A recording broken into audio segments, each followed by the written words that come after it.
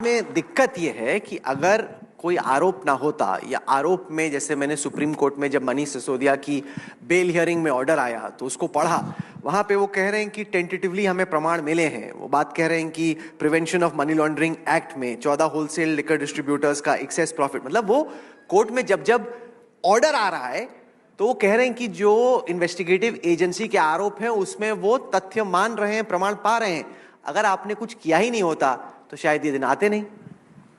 देखिए राहुल जी, आज अगर आप इस देश के कानून को देखिए, जो कानून वैसे प्रक्रिया होती है कि you are innocent until proven guilty, और अगर बेल मिलना ना मिलना की जिम्मेदारी प्रूव करने की आपको बेल नहीं देनी है, ये प्रोसिक्यूशन की होती है। ये ना सिर्फ हमारे देश का पर दुनिया भर का कानून है। इसमें एक एक्सेप्शन हमारे देश में करी गई, prevention of money laundering act में। आपको पता है क्यों?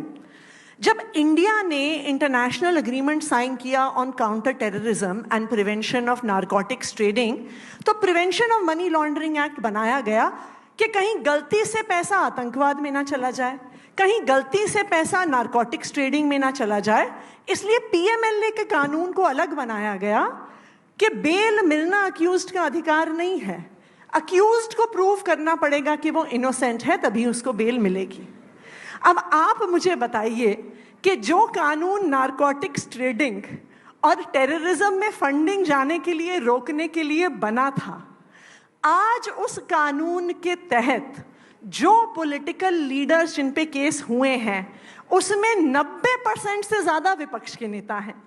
अब इज दिस अ कोइंसिडेंस कि ये prevention of money laundering act, जिसमें बेल मिलना नेक्स्ट टू इम्पॉसिबल है कानून के प्रावधान की वजह से, सारे विपक्ष के नेताओं पर उसी आधार पर केस हो रहे हैं। और दूसरी बात, जो अभी राघव ने बहुत इंटरेस्टिंग बात बताई, आप उसे देखिए, तो जब तक कोई नेता विपक्ष में होता है तब तो उस पे पीएमएलए के केस लगते हैं, तब सीबीआई और ईडी उसको प्रोसिक्यूट करती हैं।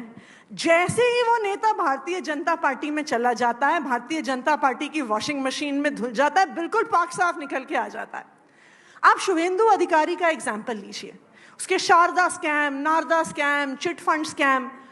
शुभेंदु अधिकारी के स्कैम्स पर तो भारतीय जनता पार्टी ने पश्चिम बंगाल में कई चुनाव लड़ डाले, लेकिन फिर वो भारतीय जनता पार्टी में आ गए, उनकी वॉशिंग मशीन में धुल गए, पाक साफ हो गए, सारे ईडी के केस खत्म हो गए, सारे सीबीआई के केस खत्म हो गए।